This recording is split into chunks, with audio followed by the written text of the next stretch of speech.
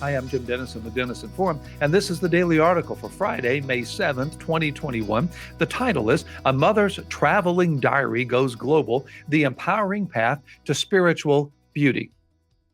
Kyra Peralte is a mother of two in Montclair, New Jersey.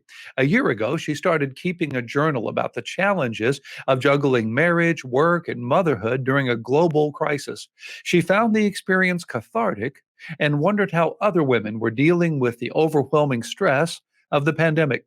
So she decided to invite women from around the world to fill the remaining pages of her composition notebook with their own pandemic stories. She wrote an article about her idea, then she created a website so participants could add their names to the queue. Each person was allowed to keep the diary for up to 3 days and fill in as many pages as they wished, then mail it to the next person, whose address Peralte provided. Her journal became what's now known as the Traveling Diary. It's traveled the globe via snail mail and collected handwritten stories. A year later, 7 notebooks have circulated in locations from the United States to Australia, Canada, and South Africa. So far, 115 women have signed up to participate. Creating a way for people to deal with their challenges in community is just what a mother would do. Mother's Day is this Sunday. Anna Jarvis initiated the idea of a Mother's Day in 1905 to honor the memory of her deceased mother. 9 years later, President Woodrow Wilson made the day a national observance. By Miss Jarvis's death, 43 countries around the world had joined in the holiday. The impulse behind such a day is obvious. Except for Adam and Eve, every human being in human history had or has a mother. While some never knew their mothers and others had very difficult childhoods, most of us experienced the kind of compassion Kyra Peralte modeled, and we are grateful for a day to express our gratitude.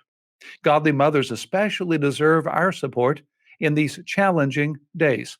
According to a national poll, 46% of parents say their teenagers' mental health has worsened during the coronavirus pandemic. A report by the Centers for Disease Control and Prevention found that the proportion of 12 to 17-year-olds visiting emergency rooms for mental health reasons rose 31% in 2020 compared to 2019. This is in addition to the ongoing mental health crisis among young people and other challenges mothers have been facing during the pandemic. Where can they find help? Well, a research study of more than 2,000 mothers reported that being well adjusted as a mother depended largely on how much emotional support was available from other people in their lives. The study showed that mothers, especially, need to feel unconditionally loved for their core selves, with a reliable source of emotional comfort and authentic relationships with family and friends. Here's the good news. No matter how family and friends encourage or discourage us, our Heavenly Father will always love us for who we are. He is always there for us. He seeks nothing other than an authentic relationship with us. As we close our week-long focus on personal spirituality as the basis for public courage in the face of an antagonistic culture, let's apply our discussion to mothers and families.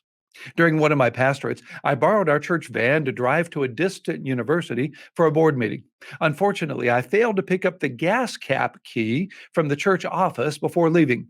When the van needed gas, I had no ability to open the cap and had to find a locksmith. I learned practically what every driver knows intellectually. Vehicles need the fuel they were designed to use. It is the same with our souls. Many mothers can identify with Mark 6:31. Come away by yourselves to a desolate place and rest a while. For many were coming and going, and they had no leisure even to eat.